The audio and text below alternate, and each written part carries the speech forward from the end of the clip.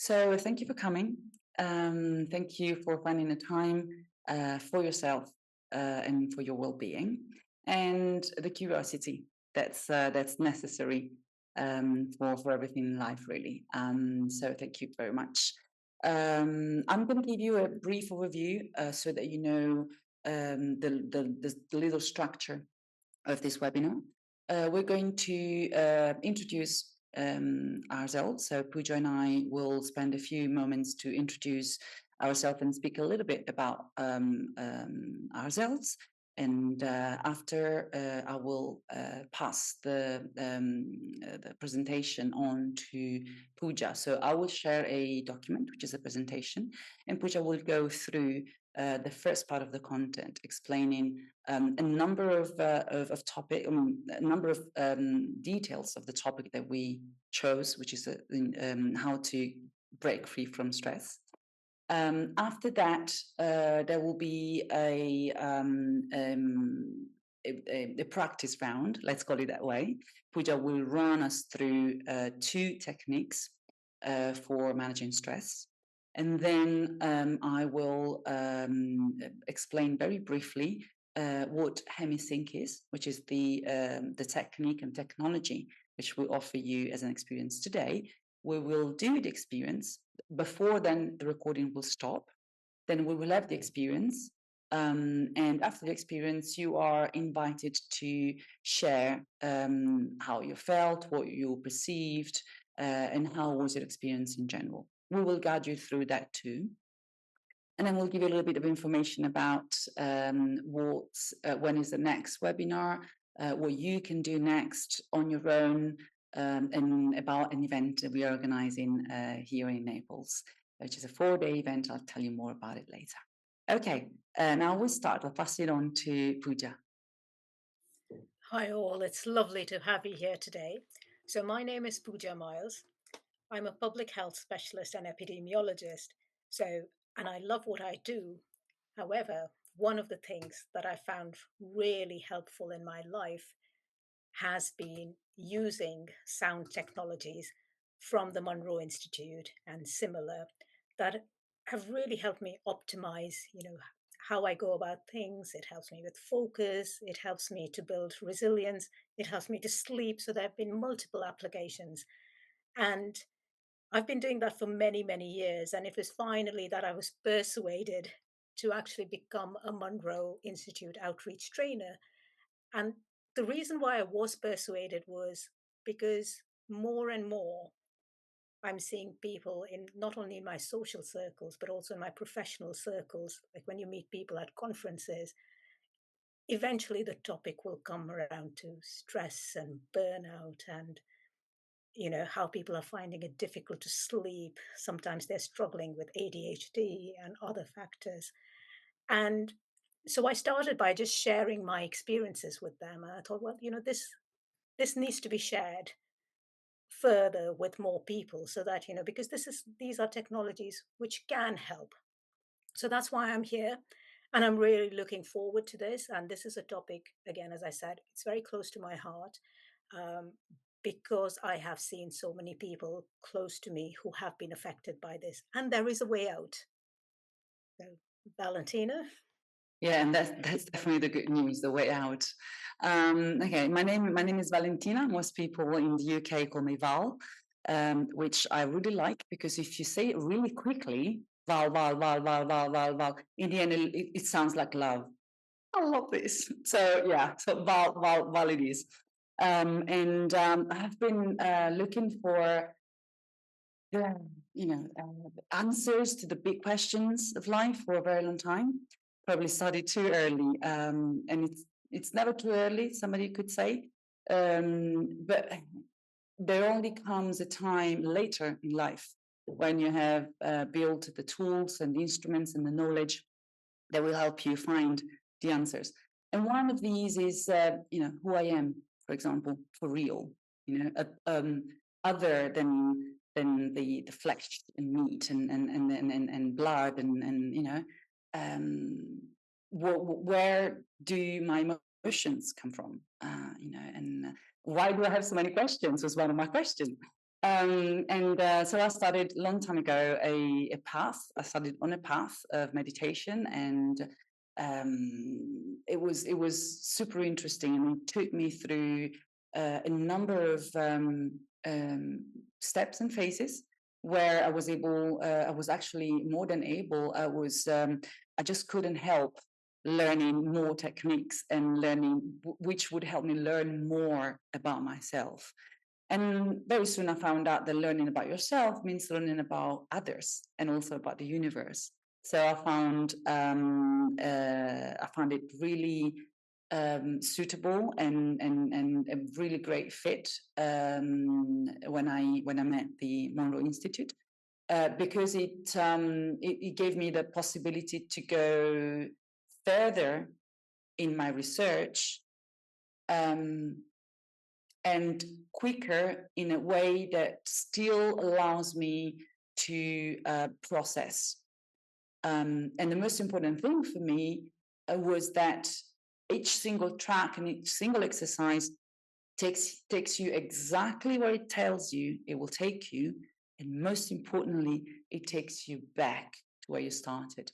So you're not all out there, but you are grounded again and augmented and more relaxed. So all the benefits of a meditation, a deep meditation, without the consequences of being detached sometimes, okay, not really knowing where you are and how you feel, and so yeah. So I decided, I was persuaded as well, like Pooja, to become a trainer. So that's me for the time being, and I think it's okay to move on to the interesting part. So I'm going to share the screen for Pooja to take us through it. Just let me know when and if you can all see it. You can see it, though the slide that is showing is the slide called Opportunities for Going Deeper. That's true. Let me go. Let me go at the beginning. There you go. I can share properly now. Share how to break free from stress. There we are. Perfect. The beginning, always a great place to start.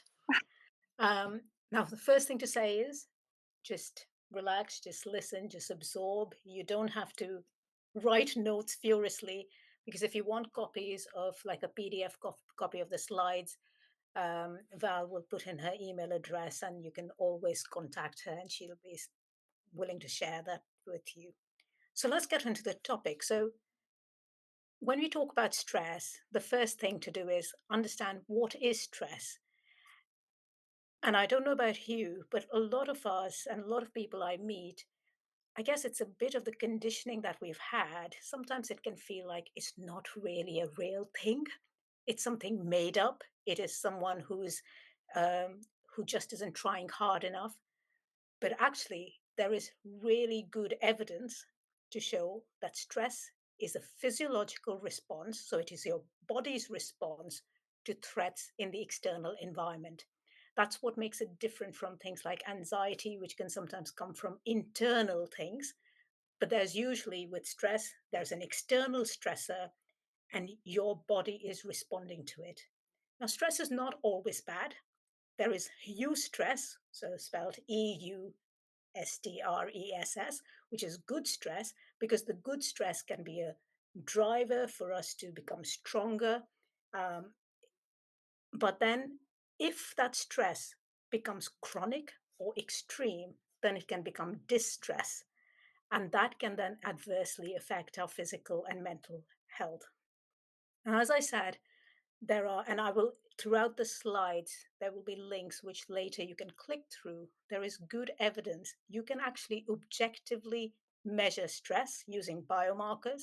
One example is levels of the stress hormone cortisol, which can be found in saliva, urine, and hair.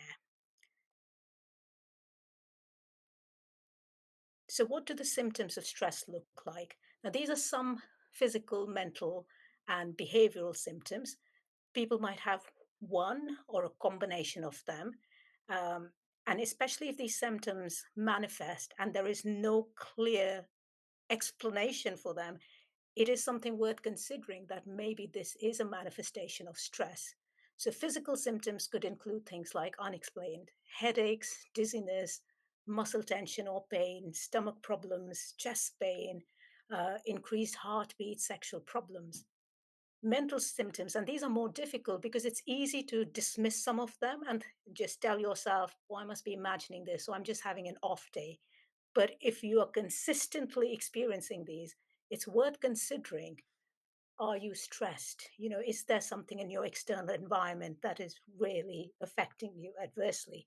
So, examples of mental symptoms might be difficulty concentrating, you're struggling to take decisions, you're feeling overwhelmed, there's constant worrying and forgetfulness, and this becomes like a chronic thing. So there's a pattern which is not going away.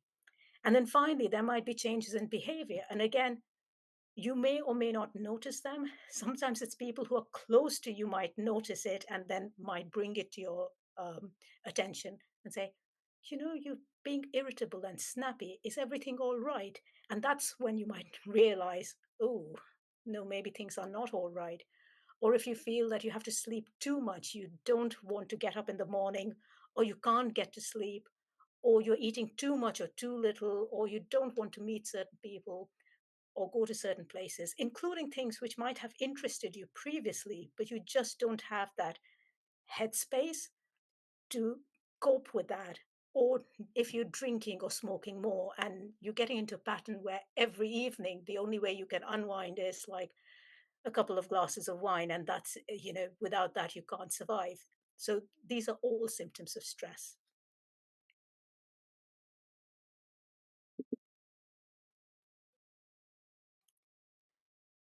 Now, the good news is that there are lots of evidence based tips for managing stress. Now, if you look for strategies to manage stress, you can broadly divide them into two categories. So, one is called problem based strategies or solution based strategies, which I prefer as a term, which is, as I said, stress is really your body's response to something in your environment. So, it's something external to you. So, it makes sense that if you can identify what that is and you can eliminate that, so that's a problem based or a solution based approach to handling with stress. So, for example, let's say at work, you've just been dealing with a increased workload and there's been a capacity crisis in your workplace because a lot of people have left, and that has caused a stress. Then it might be worth talking to your manager, especially if your manager is understanding, and talking to them about how you can then have a more manageable workload. So that would be an example of a solution based approach where you're trying to deal with the stressor, the root cause. But then you have the other kind of strategy, which is because often you will find in life there is nothing you can do about the external stressor, it's something you have to live with. So, what are your options then? So, then you have emotion based strategies or strategies where you change how you respond to the stress. And those might be things like reframing your thinking about a stressor. Now, you won't believe it how many people are stressed because they're perfectionists. So, like, they want to get that perfect job done. And then that is stressing them out because they're not letting something go. And maybe it's, if that is the source of your stress, just reframing your thinking to say, well, what is good enough? Or if you have a really tight deadline, could you ask someone for help? Even if you're the sort of person who always prides themselves on, I am an independent person, I never ask for help, maybe it's time to change and reframe your thinking. There's also very strong evidence that social support, social networks, and connection are great for building resilience. So, again, the value of, like, your social circles, and if you don't have, so let's say you've relocated to a different place, you don't have your friends circle, you don't have your family circle, it is worth seeking out a social group to see, if you can build those connections. Physical activity, again, plenty of evidence that even moderate exercise like walking can help. And a lot of you may have heard that physical activity releases the natural endorphins in our body. These are like, the happy hormones. They make us feel better. So physical activity is always great. Spending time in nature, that's again very therapeutic. And again, there is evidence that, let's say you're living in a city environment, in a flat, you can't really get out in nature. Even listening to nature sounds, or just having a picture or an image or a photograph of nature, which is there on the wall, can actually give you some of those therapeutic effects of nature. And then finally, you have meditation and mindfulness, and we'll talk a little bit more about this in subsequent slides. Yeah, that's Val, great. at this stage, would you like to add something? Yes, thanks, Pooja. Yes, indeed. The very first thing is I would like to stress that the a little phrase that you said that I think is super important, and it's good enough. And I'll just pause here so that you let it sink. We just need to be good enough. We're not competing, right? We're not in a competition with anyone really but ourselves. So, self compassion and saying, you know what, that's good enough. I can rest it there. So yeah, that. And I also wanted to say, on the same line, if you will, um, to not um, put down or to not underestimate um, how you're feeling maybe even guilty because you're not performing, you're not doing as well as you were doing, I don't know, 2 weeks ago or a month ago, right? And these are the fact that you are looking at yourself and acknowledging yourself. It is a fundamental act of love, okay? And we need to get into the habit of loving ourselves. We are the most important person in our life. I know it sounds counterintuitive, but it takes practice to love yourself. Um, but it is very important. It makes all the difference. I'll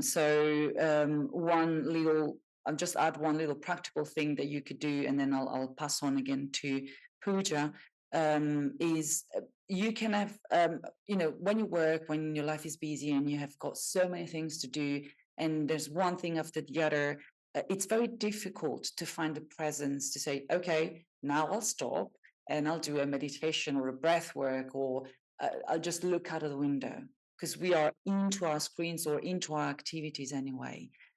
So what I have done personally is I've set alarms on my cell, on my phone, and I know that when the alarm goes off, exception maybe if I'm on a meeting, an actual meeting. But when the alarm goes off, I just leave everything there and then. Otherwise, I wouldn't do it. If I postpone it, saying I just finished this email and I'll do it, then I'm missing out. So I'll just put everything down. I'll go to the furthest coffee maker in the floor if I'm in an office, or I just go down 2 floors or outside to do a round of the little common or small park that I have in front of my house and go back. Just splash my face with cold water. I'll just get in touch again with a reality that's not mental, a physical, practical, present. Okay, I'm done. Thank you. Thank you, Al. Right. So let's get into some more practical strategies, and we'll have a go at them as well. So breath work can be really helpful in moving us out from a flight and fright response to a more relaxed parasympathetic nervous state. This is really important when you find yourself in moments of acute stress. So let's say you have a deadline coming up and you find that you're really overwhelmed and you're panicking, and you can almost feel it, like, the panic rising up your throat and your head, and you feel, my goodness, I'm going to drown. That is when it's really good to immediately go into these practices, because they will bring you down into that more relaxed parasympathetic nervous state. So the first technique is again, it's a simple technique, but not to be underestimated. This is a technique which has been taught to firefighters, people who are in these emergency response um, occupations, into Navy SEALs, etc. And it is called box breathing. Now, why is it called box breathing? The idea is simple. You count up, just let's say a count of four. So 1, 2, 3, 4. You hold for a count of four. 1, 2, 3, 4. You breathe out to a count of four. 1, 2, 3, 4. And you hold for a count of four. 1, 2, 3, 4. So it's like you can imagine it's a square. In, 2, 3, 4. Hold, 2, 3, 4. Out, 2, 3, 4. Hold, 2, 3, 4. And if you use this type of breathing, at least for 3 cycles, but sometimes it can be more, it can be up to 10 or wherever, however long it takes you to feel a little bit better, it can make a real difference. So what we'll do is we will have a go at it. We will use the count up to 4. I will count you up and through all the stages so you can follow along. If you want to later at home, depending, because some people might be different. So some people might say, well, actually 4, I can go longer than this. So don't push yourself because this is not a race. So if you want to, you can go up to 7, whatever you're comfortable with. But 4 is something which most people are comfortable with. But if 4 is too much and you can do it only till 3, that's perfectly fine. Now, before we go into a practice, Val, any more tips from you on this? No, actually, I think you said everything and perfectly. Thank you. I'm actually looking forward to it. Okay, so you can shift yourself, get yourself comfy in your chairs, and we'll have a go. If you want, you can close your eyes. Otherwise, if you want to keep your eyes open, that's perfectly fine. Before we start, just tune in briefly to your body and you say, well, how do I feel right now? Just notice. And if words don't come in your mind, that's perfectly fine. Right, and just take a few normal breaths, whatever the pattern is. Okay, we'll start now. So when you're ready, breathe in, 2, 3, 4. Hold, 2, 3, 4. Out, 2, 3, 4. Hold, 2, 3, 4. In, 2, 3, 4. Hold, 2, 3, 4. Out, 2, 3, 4. Hold, 2, 3, 4. In, 2, 3, 4. Hold, 2, 3, 4. Out, 2, 3, 4. Hold, 2, 3, 4. And now just let it go into whatever pattern your breath wants to follow. Just spend a few moments just observing whatever the natural pattern of your breath is.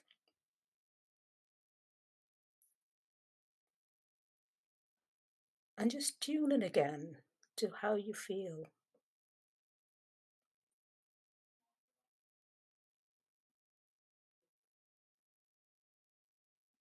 And when you're ready, just open your eyes. Now that was very quick. It was the minimum number of cycles of 3 times. It was more to give you a sense of how you can do this. So I don't know, Val or anyone else, if you'd like to give any feedback at this stage. So yeah.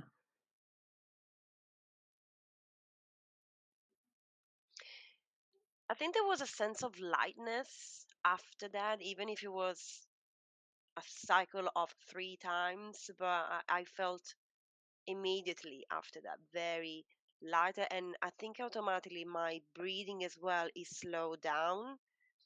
I could definitely feel a change in that. And I think it also helps if someone else is counting though for you, so you can actually concentrate in the breathing in, breathing out, and holding it. Thank you. So, one tip for you is, nowadays we all have our smartphones. You can actually do a voice note for yourself, Mm, counting yourself up, very good. and you can do it maybe for up to cycles of 10. And when you need to, just play it in. And because it's in your own voice, that itself, for some people, that in itself can be quite a comforting thing. So, something to try. Thank you. Val, any comments from you on that? I just really love the box breathing breath work. It really helps. And it's used. It's been used. It has been used since the shamans. So shamans use it in preparation for the rituals, which for me is always guarantee a very effective tool. And yeah, so I really like it. Thank you. Thanks, Val. Now, the other thing you can do is also when you retire for bed tonight, just, you know, as you're lying in bed, you can try the breathing then and again see how that helps because it helps getting into that relaxed phase, ready for bed. Or if you find yourself that you're woken up in the middle of the night and you're like, oh my goodness, I've woken up, I can't sleep. Instead of doing that, just do a few cycles of box breathing and see how that feels. Also, what I'll say is just in case it didn't work for you, one of the things to say is that we're introducing you to a lot of tools. Sometimes one tool will work better for you than the other. And also, um, there might be some tools that you prefer and you never want to go back to others again, or there might be times in your life when one is calling to you more. So that's also perfectly fine. I see Claudia has her hand up. Yes, I was gonna say I knew about these box breathings familiar to me, but for me it doesn't really I don't find it suitable to me because it happens that after one cycle I go out of breath, and so I think physiologically I start panicking, and so my heartbeat accelerates. So instead of reducing the stress, my stress increases. So That's I don't know what you think about it, but I think maybe in a situation where I could be maybe stressed, or maybe I've got some anxiety going on, it could be more useful than when I'm already in a good mental space, I'm already relaxed. Well, thank you for bringing that up. Really valid points. Now, what I'd say is that sometimes even simple things like just breathing in through your nose and just breathing out through your mouth, like, and let it have a visible, like, or like an audible sound. Sometimes people find that more relaxing, and that in itself can be relaxing. So that's why what we're giving you is almost like a buffet of techniques. Yeah. And you will see that we are building towards different, we're taking you to a different position because people do it works really well for some people, but for some people it doesn't. The other interesting thing is now, as we are more aware of and acknowledge neurodiversity, interestingly, even like some assumptions, like people can assume that mindfulness and meditation and all these techniques are always great for everyone, and they may not be. There are now, neurodiversity is a spectrum, but there are, for certain people on that spectrum, even if you give them an instruction, which we'll go on to later, and in some of the meditation practices, like just focus on your breath, can send them into a state of panic and give them a sense of suffocation. So for individuals who have that response, sometimes they find just listening to music can be more relaxing than doing these breath based techniques. So it's really about, we're introducing to these ideas, but we are by no means gurus. And that's why I like the Monroe Institute framework. There is no such mandate. You must do this. And if you're not doing this, there's something wrong. No, these are things which are on offer for you to pick and choose what works for you. Don't ever give your power away. And don't let anyone impose an idea of this is good for you, this is not good for you. See what works for you and trust your intuition. So, saying that, I want you to try another one, again with the same, bear in mind the same caveat, which is just simple belly breathing. Again, now this might work for some people better. And Claudia, you can see if this works better for you.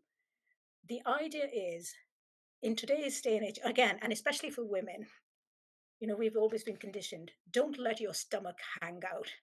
Hold your stomach in. So what we do is we naturally get conditioned to breathing very shallow in our chest. So we're breathing here instead of in our belly because we feel that doesn't look attractive. But actually, if you look at practices like Qigong or yoga, they would say, let it all hang out because, and if you look at babies, they breathe into their bellies.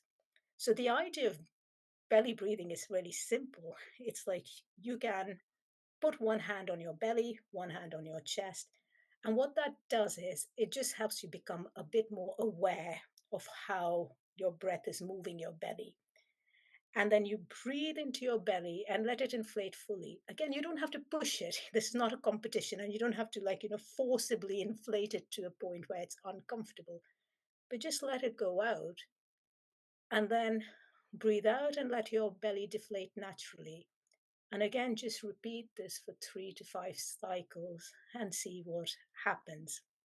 So again, this is just an exploration, which I invite you to try out for yourself so that you know for yourself whether this is something that's likely to work for you or not. So again, make yourself comfortable in your chairs. If you want to close your eyes, close your eyes. And what I'm going to do is I'll just tell you to breathe in and breathe out. We won't have a count as such, but it'll be roughly around that 4 or 5 count. Okay. So when you're ready, just breathe into your belly. Let it just inflate. And then breathe out. Breathe into your belly. And when you're ready, breathe out. Breathe in. Breathe out. Breathe in. Breathe out. Breathe in. And breathe out. I'm going to stop counting, but you can continue this for a few more cycles. Just letting your belly inflate and deflate naturally.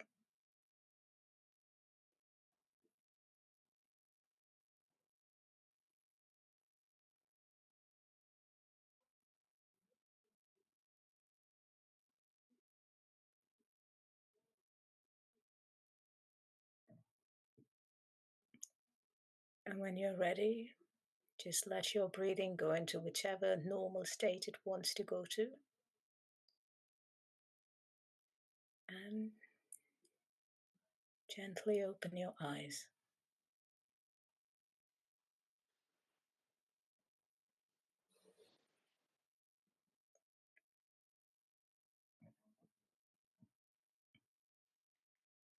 So would anyone like to share anything or give any feedback on this?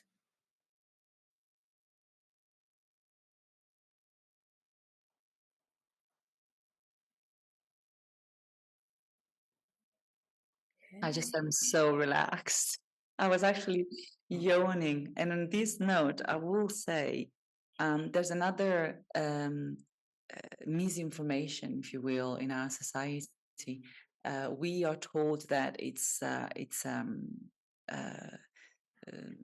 we shouldn't, as a norm, we shouldn't yawn in company of somebody. We shouldn't yawn because it's bad. It means that you are being bored by their company, their person. Truth be told, it's the reverse. It's when you're letting go of the tensions and the stresses that you have accumulated during your day, doing a particular activity that you've been doing.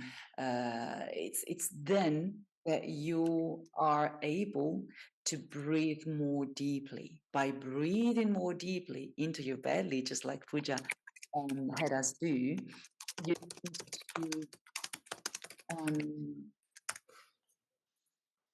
open your lungs, and therefore you yawn.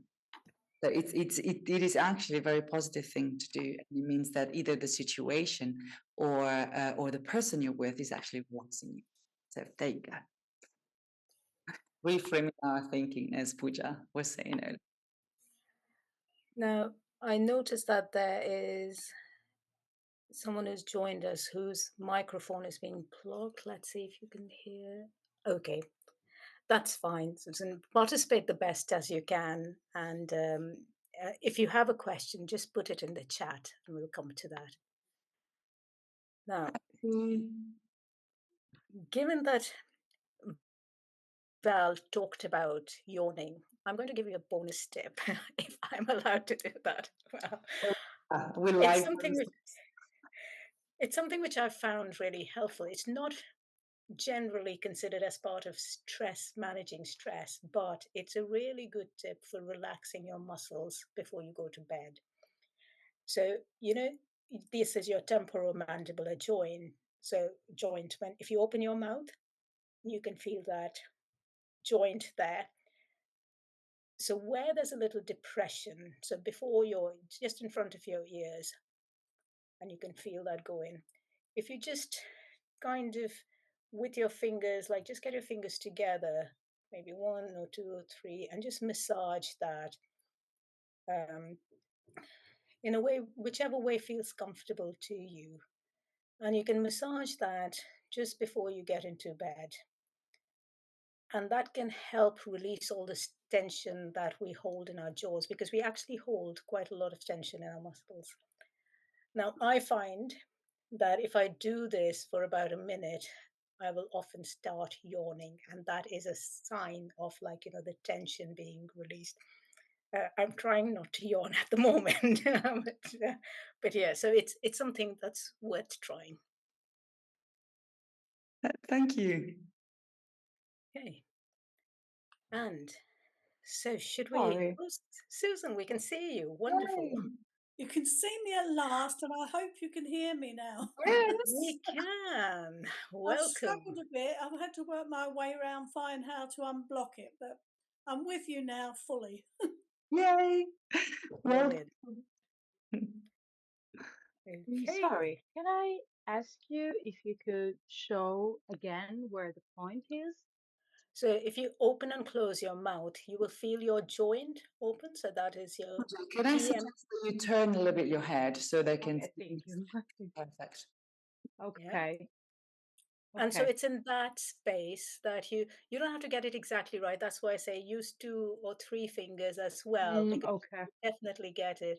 And if you just start massaging this, because you wouldn't believe how much, like for some people, and I feel that I'm generally pretty chilled out. And then when I do this and then I start yawning at night, it's like, it's like, ooh, wow. It's really, we hold so much of tension in our bodies without realizing it. So, thank you. So, should we move on then? So, meditation and stress reduction. And now, one thing to say is my go to place for looking at evidence and is PubMed. PubMed, PubMed, is a repository where all research papers and peer-reviewed research papers are. If you just type in meditation as a keyword, you're going to get hundreds of papers. So I was more specific, and I have only selected a few references for you. And this is again just to give people confidence, because nowadays you get a lot of people on social media and others, like, talking about, oh, do this, do that. And it's like, how do you actually discern what has some sound evidence base behind it and what is just like, something that people are talking about? Now, the things that Val and I are talking about, we've not only looked at the evidence, we also have personal experience about, because sometimes there might be evidence, but it doesn't work for you. So, like, so what we're presenting to you is the best of both worlds. But essentially, if you look at the science of meditation and stress reduction, there are studies to show that yes, meditation can reduce psychological stress, it can help combat post traumatic stress disorder, it can support mental well being at work. Now, the difficulty with these papers is that they look at a whole range of meditation practices. So it's hard to collate them all together. So generally, so you may well ask, what do we mean by meditation when we're talking about this term meditation? And actually, in this sense, I quite like the term mindfulness, because that is essentially what you're trying to do. You're trying to go away from this always thinking about worrying about the future or dwelling on the past to coming into the present and just being with that awareness, which is why a lot of meditation, mindfulness techniques will ask you to focus your awareness on something which brings you into that immediate present. And when you do that, and when you're in the present, it can bring you to a place of stillness. And that monkey mind, that chatter can start, sort of going away. Not to say that your mind is all will get empty. Like, most people, even people who've done meditation for years, and will find that, thoughts do come in. But the trick is to let the thoughts just come in and float across without getting tangled in the story. And Val, I don't know if you want to say something at this point. No, I think you said everything, and I like what you said, so I'll leave it that. Okay, so let's go into the next slide. So we're not going to go into a practice of these because we have another practice for you, but these are some techniques that you could try on your own later. So very simple technique is close your eyes and just focus on your breath for 5 to 10 minutes. It doesn't have to be any special kind of breath. You can just focus on, well, I'm breathing in, I'm breathing out. Just be very aware of where is the breath. Is the breath in your belly? Is the breath in your chest? You can also choose to focus on the air as you're breathing in, the air that's going into your nostrils. And then when you breathe out, feel the warmth of the air as it exits your nostrils. So that is one sort of practice. It's quite a common practice that is introduced in many introductory meditation courses. So that is one way to do that. I haven't mentioned that in this slide, but the other approach that people use is taking a mantra. So a mantra may be a sound. It might be just a syllable. You don't have to understand the meaning. It could be something like Om, or it could be something like just peace or love. And people just like chant that repeatedly in their minds. And all that is doing is it's bringing your focused awareness on something to take you out of that past, behind, future worries, or from the monkey chatter, and it's just focusing your mind. So that's one technique. Now, some people find this difficult. So instead, what they might find more helpful is a more somatic, which is like more body based meditation, where they sequentially tense and relax their muscles. So you start from the toes, but like imagine this was my toes, you just curl up your toes and you'd really clench them as hard as you can. You can do this while you're lying in bed before you sleep, and then let it go.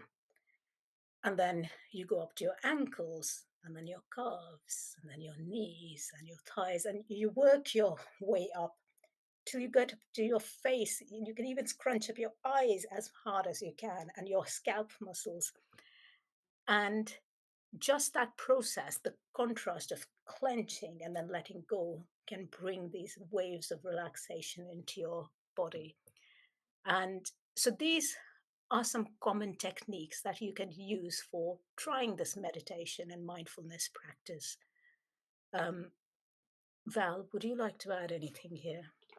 I just wanted to say that actually to reinforce a concept that you mentioned earlier on, by using a very well known phrase.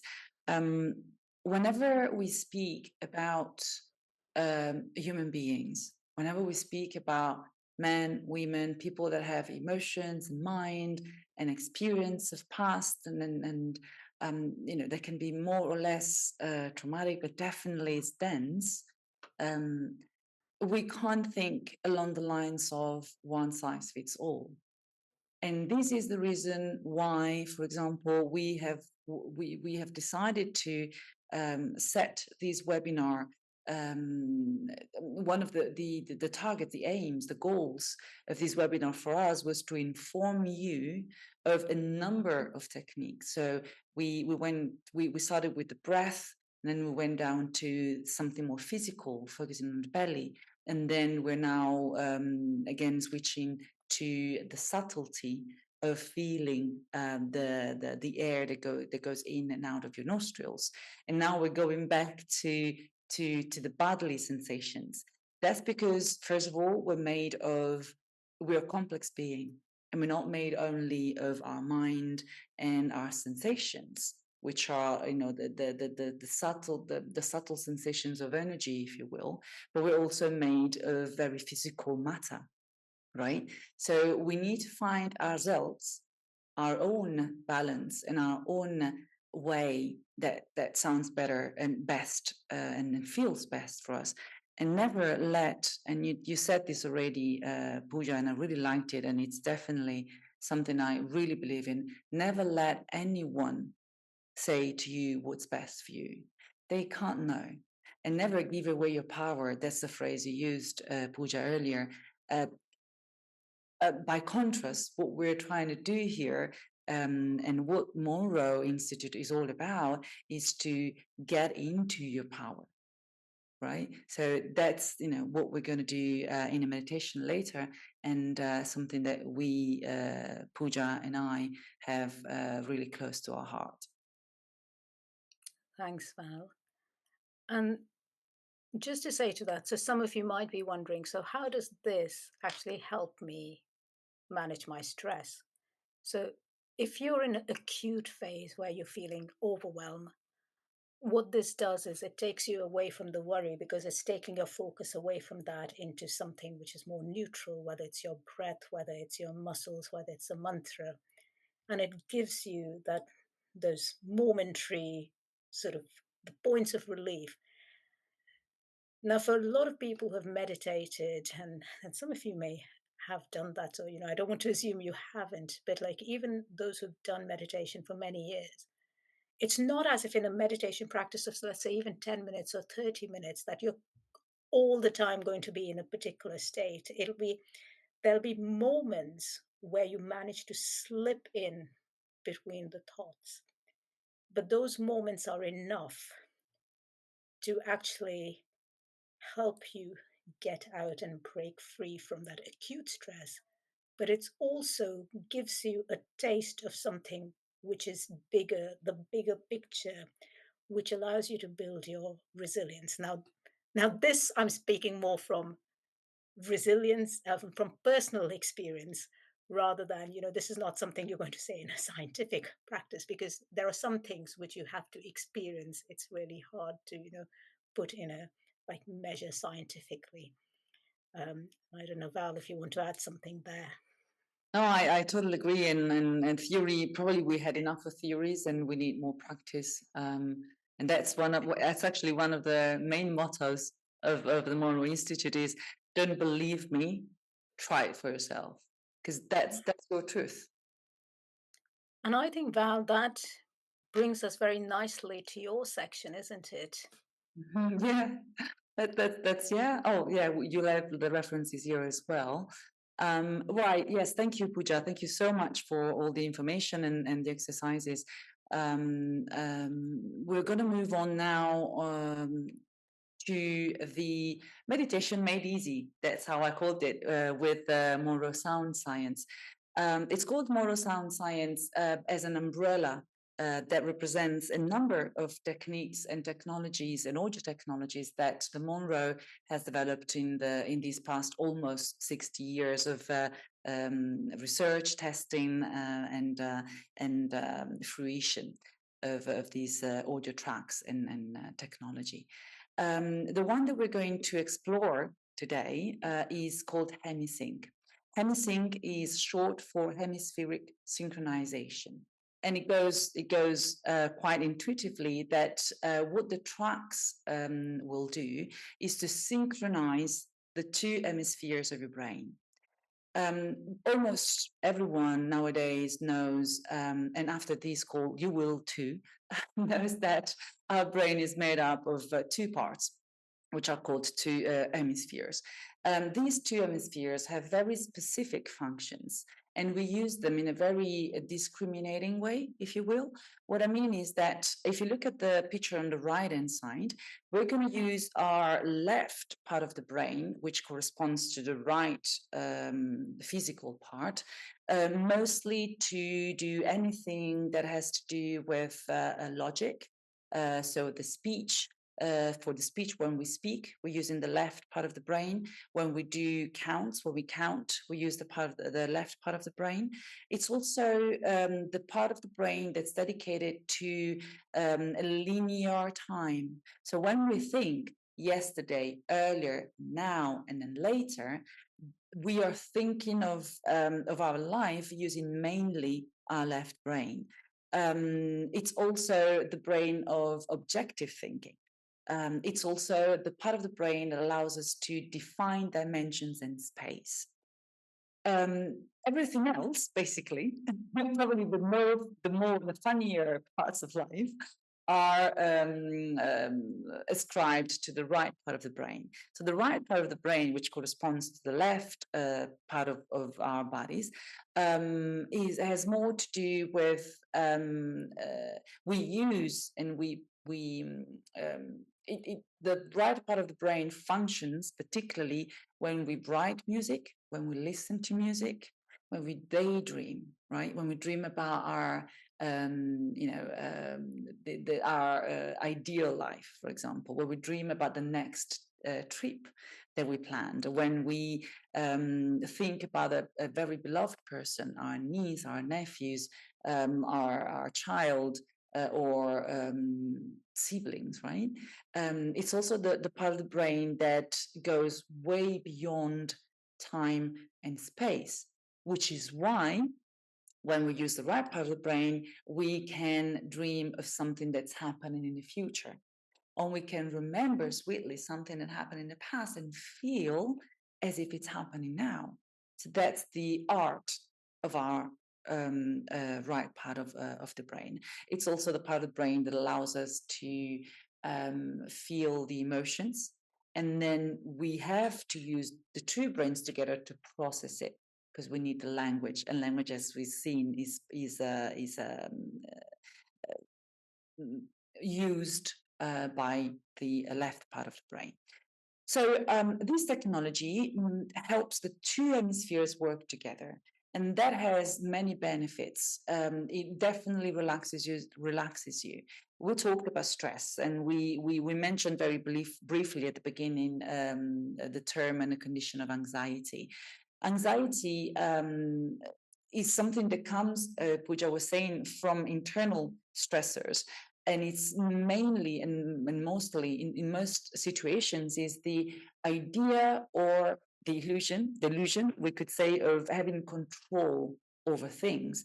And that's what the left part of the brain wants to do. It wants to control and categorize and label everything. And when we can't do that, because sometimes things and events are outside of our control, that's when we start panicking. That's when we start getting stressed and anxious. And that's exactly when the synchronization of the brain comes at hand and in help, because it rebalances the feeling and the emotions by lowering the anxiety levels. Almost like I always imagine the two hemispheres of the brain talking to each other, right? And once where the left part of the brain is all worked up and stressed, there's the left part of the right part of the brain that says, chill out, there's no time and there's no space. You can do this tomorrow, or you have much more time than you think now you have. And that's why it's very important to meditate and to use any tool. We're going to talk about hemisync, but also any types of meditation helps the synchronization in much longer a period than you can achieve using the technology. It's very useful in time management, right? Going back to the technology. So we talked about hemisphere synchronization, and we said that this technology enables us to do that. But how? In a super simple, ingenious way. If you look at the picture on the left top part of the slide, you will see a headset. And what this represents is that the tracks that you're going to listen to will send a sound that has 100 hertz. For example, these are only numbers, for example, and to the right here. And then it will send 105 hertz to the left here. So the right ear will do its work and hear the 100 hertz sound. The left ear will do the same, will do its work and will say, okay, we recognize this is 105 hertz. But then the two brain, once again, will look at each other, will say, hold on a minute. There's an electric signal that is the difference between 105 and 5, that unless we work together, doesn't exist. So in order to make that 5 hertz in our example exist, they need to cooperate and work together. And therefore, we can hear that sound. How does this feel when you listen to the music? Very simple. When you hear either the right sound or the left sound, you're going to hear something along these lines. One flat sound. When the two hemispheres work together and they detect a third sound, you will hear a vibration. So you will hear something that sounds like this.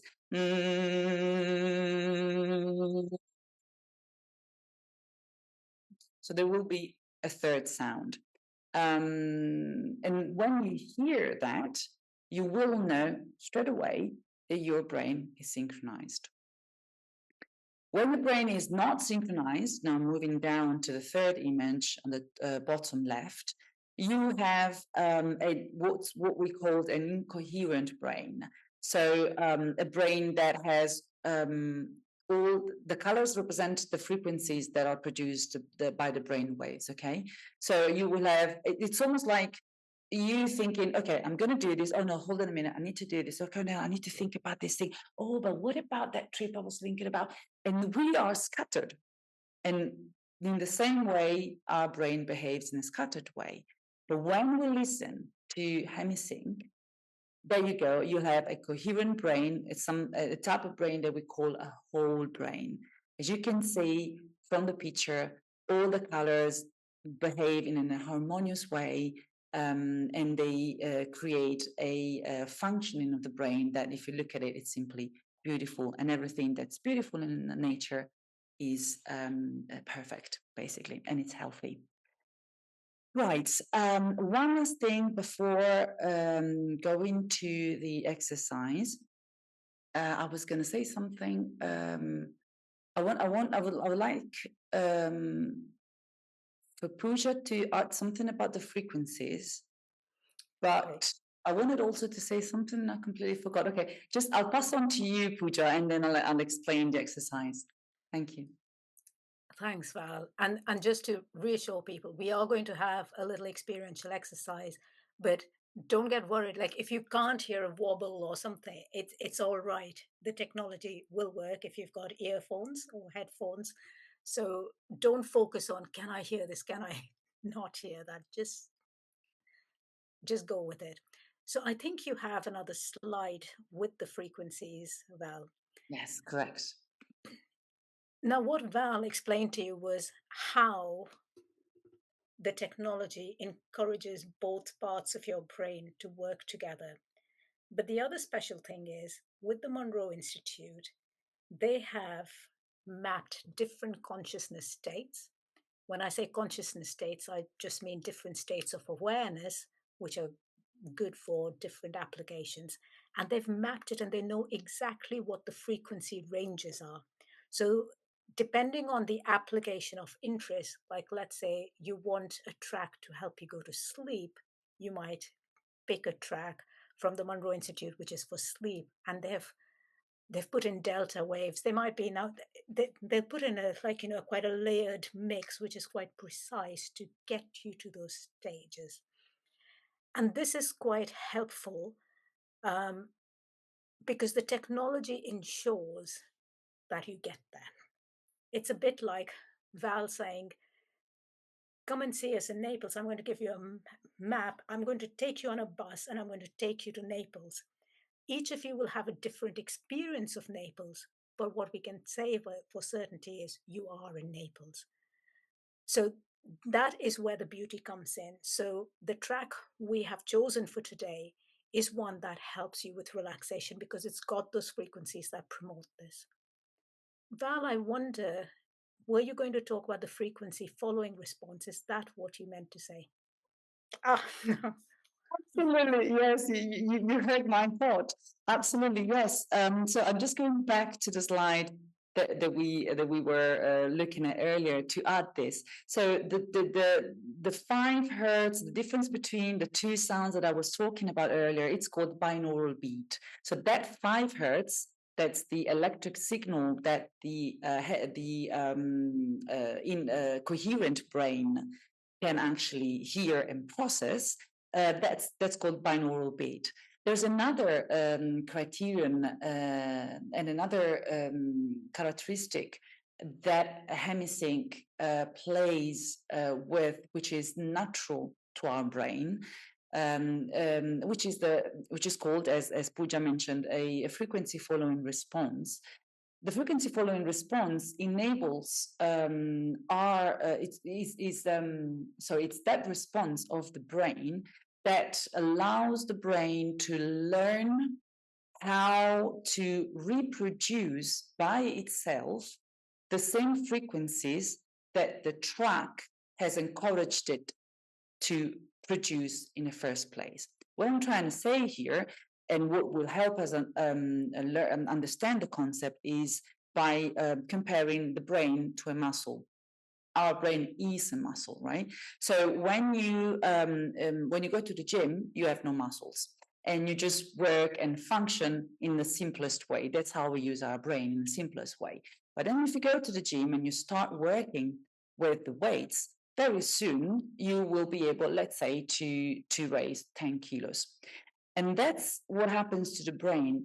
After some time that you have used the technology, and the time varies from person to person, your brain will have learned how to function in that frequency pattern that was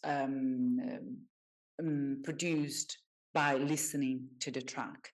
Which means that if you listen to a relaxation track for the number of times that your brain needs to learn that frequency and how to reproduce it, then you will be able to reproduce that state of relaxation anytime you want, at will, and very soon it will become your natural status. And that's a process called entrainment. And that's the beauty of this technology, because you will not depend on it. It will literally teach your brain how to make you feel good under any circumstances. And of course, as you go to the gym and you can raise 10 kilos today and 50 kilos in a month's time, you can decide whether you're happy with the 10 kilos or you want to go further and learn to use your brain even more and more and more. And that's up to you. But the main thing is that you are free. You don't depend on anything. And at the same time, you have been augmented. Yay! So, it's a win-win. That's what I want to add. What I wanted to add, Pooja. You want to add anything else, or we're going to the experience? Just I think let's go to the experience. So, do it. if you say bye to everyone who might be listening to the recording and stop recording. Yes, absolutely. All right. So the track is relaxation. I'm going to explain it very quickly, only a few sentences, so that you know more or less what to expect, and then we're going to stop the recording. So you're first listening to a background music, very relaxing music, sounds of water, and then the guide into the meditation. It's a guided meditation. Will suggest a number of affirmation that focus on your body and on the gratitude that for the fact that your body functions correctly and is healthy. Then it will take you through a relaxation process, which starts with the breathing, and then it goes all the way pinpointing some parts of your body, and then you will come back thanks to the frequencies that will take you down into a state of relaxation, and then will bring you up to the external levels of consciousness. Okay. So in order to do the meditation, choose a comfortable position. If you want to lower the lights, dim the lights, or undo your belt, feel completely at ease with your position and your clothing. What to look for is simply just be open to experience something different. Open your perceptions. So you might be feeling physically the relaxation. You might be feeling as if you go into a dreamy state. So you want to simply record in your mind what's going on in your body during the meditation, without judging anything, without dismissing anything, just remaining curious about the experiences that you're going to do, knowing that everything that happens is happening for you. Okay. All right, I'm stopping the recording now and we'll do the meditation. There you go. And Val, if I may, because I know we've been online for quite some time. So if you want to run to get a comfort break, go to the loo, you can do that. And if you want to lie down while you're listening to it again, feel free to do that. So Val, should we give 2 minutes to people in case they want to go to the loo? You tell us. Yeah, sure. Yeah, I can see them all being there. Great. Okay. What I'm doing is I'm sharing. It was a good point, Pooja. Thank you. So I'm sharing also the link to the link to SoundCloud if you want to listen to the meditation via SoundCloud. Otherwise, we're going to share the sound on here. Okay, that's done. Okay, you will have your headphones or earphones on? Yeah, I can see. Perfect. Great. So Sharon again. I'm looking forward for you to have this experience, ladies. There you go. Okay. Screen shared. And we are starting. Enjoy.